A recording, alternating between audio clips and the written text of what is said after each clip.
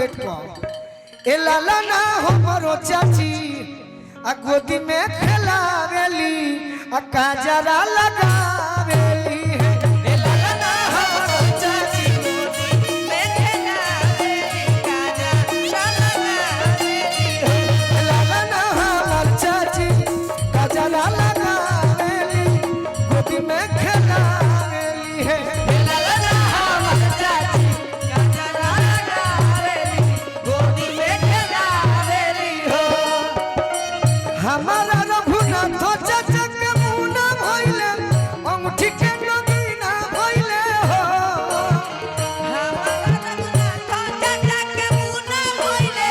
अंगूठी के नगीना भइले हो ए लाला ना हमर चाची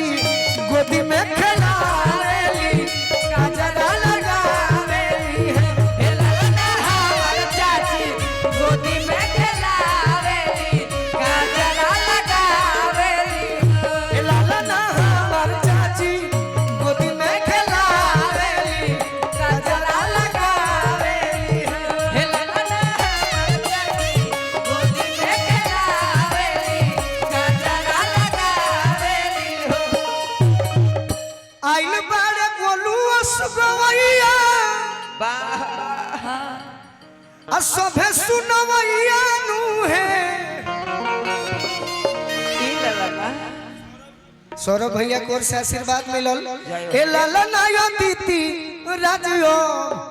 अरे ठुमका लगावेली काजरा हे लाला ना गोलू राजा झुमका लगावेली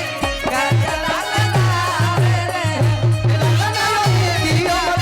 ठुमका लगावेली काजरा